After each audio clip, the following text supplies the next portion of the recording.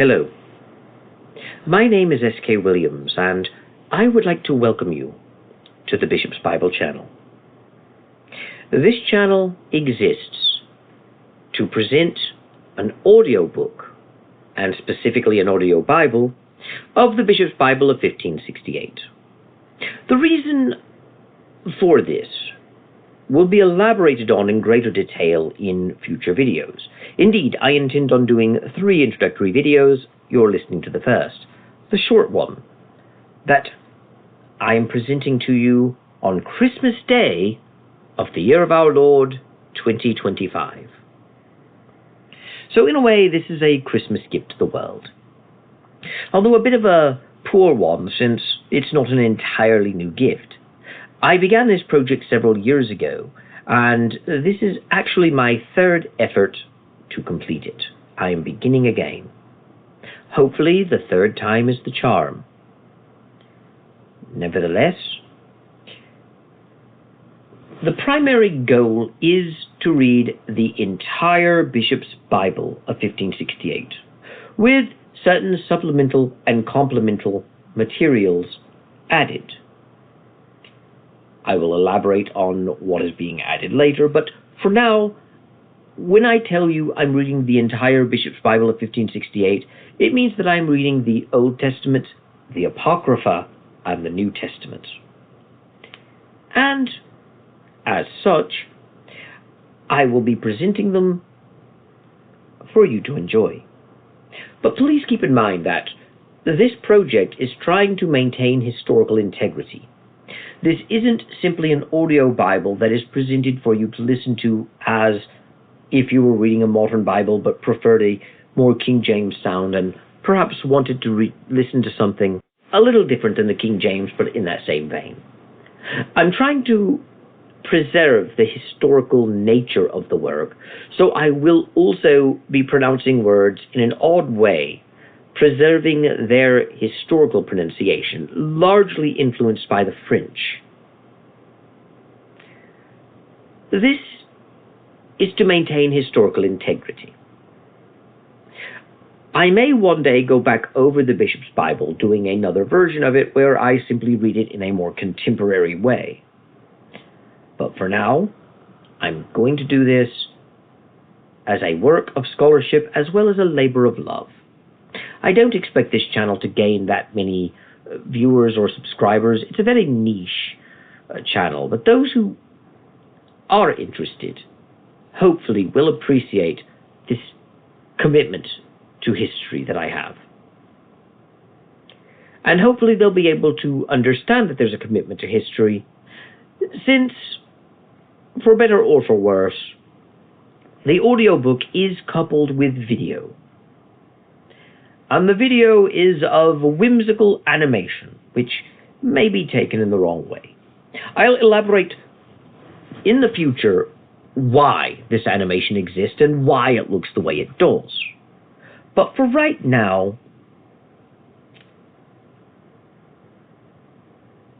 just accept that the animation style that I use in the Bishop's Bible is part of its charm.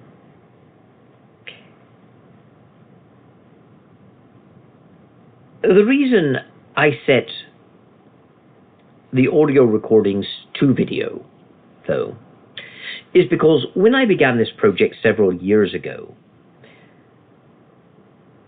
you couldn't really load audio files to YouTube. It had to be a video. And while it could be any video, I could have just put a black screen up there, for example, I decided to make it a little more enjoyable to watch by having something there. And while I could have chosen something like paintings that illustrate the chapter of the Bible I'm reading, or at least hearkened unto the Bible, or scenes of nature, or something along those lines, I chose to do this. Why, again, will be explained later. I don't want to take up too much time in this initial introductory video. But this is what we have. That said, I would like, in this initial video, to acknowledge that I am using Crazy Talk Animator from Reallusion for the Old Testament of the Bible. And when I say Crazy Talk Animator, I mean Crazy Talk Animator 1, the original. And I'm using it because that was the first Crazy Talk Animator I ever bought, and it's the one that I began the project on. So, to honor that, I'm simply going to continue to use Crazy Talk Animator. This will give the animation a bit of a primitive quality, especially since I was never a great animator and I'm not trying to spend a great deal of time per chapter on the animation. Because the audio is what's really important. You can actually switch on this project and just listen in the background at the audio. You don't even need to watch the video, which oftentimes has nothing to do with what's being read anyway, or at least very tangentially connected. It does show an animated bishop reading the bishop's Bible. That is an obvious connection. But very few of the chapters are directly tied to the events that are going on. There are exceptions to that. Sometimes I will incorporate themes or imagery from the chapter of the Bible that I'm reading, but not all the time. And while I do believe that the Bible is a holy object that needs to be taken seriously and with respect, which may not come across if you look at the animation, but to me the animation is not meant to be insulting, it's meant to be illustrative and amusing, and give a little extra bonus for when the chapters are being read.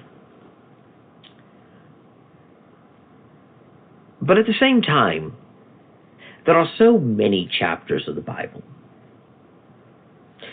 and it takes so long to animate something if you're going frame by frame, replacing sprites to give a better animation experience, that most of the time when I animate, since this is Crazy Talk Animator 1, I simply leave the sprites alone or do very little manipulation and simply have the characters move along their bones without changing the sprites to look like the arms move or something else.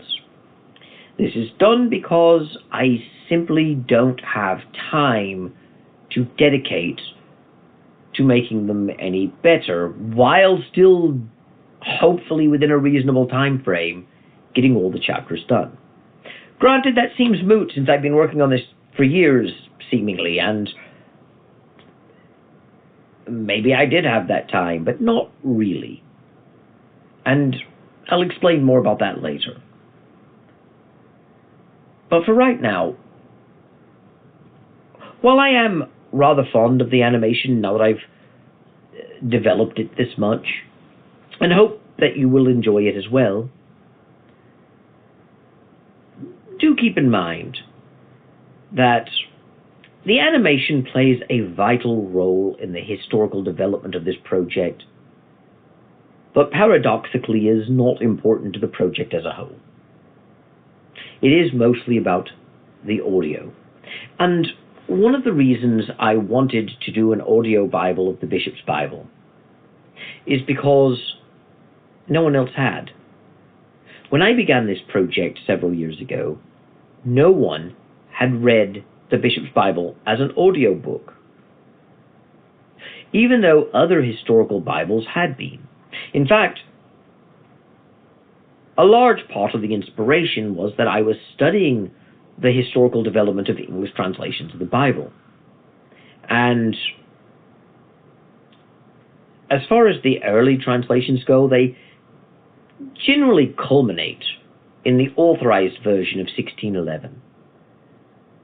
While there have been other translations after that, for convenience, when we study history, that makes a good end point for the early eras of English Bible translations. They begin with Wycliffe and they end with the authorized version, or the King James Version of 1611. The Bishop's Bible is the immediate predecessor of the authorized version. In fact, the Bishop's Bible was the authorized version before the authorized version became the authorized version. It's called the Authorized Version because it's the version that was authorized to be read and used within the Church of England.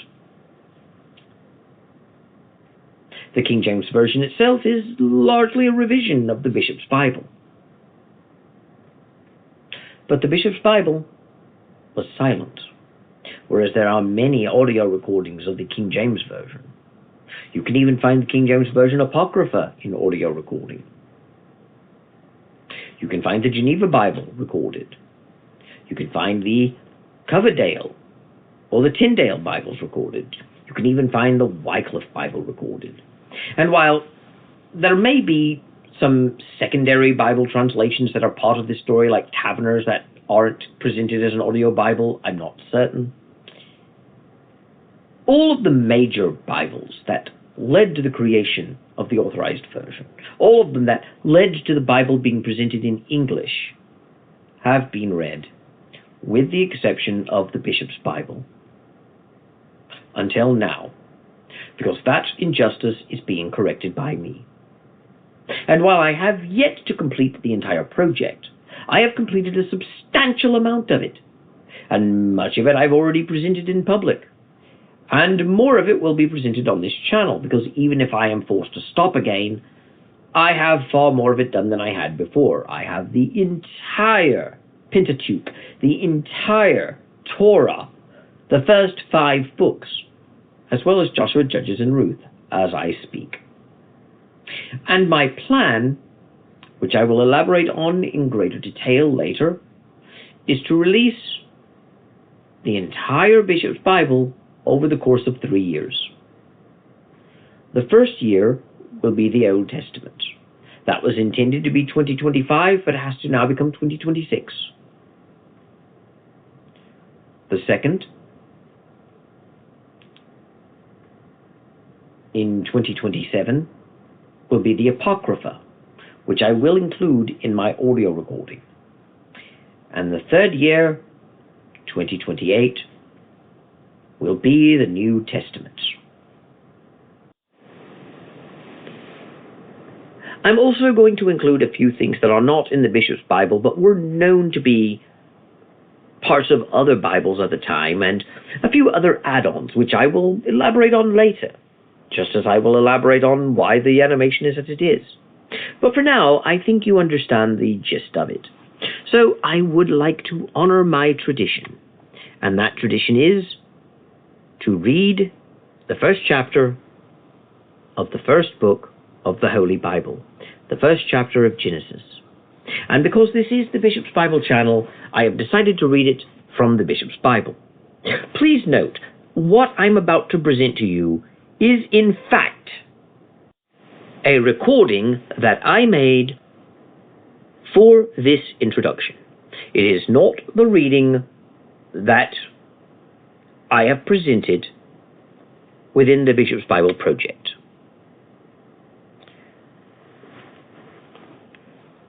Having said that, I shall begin.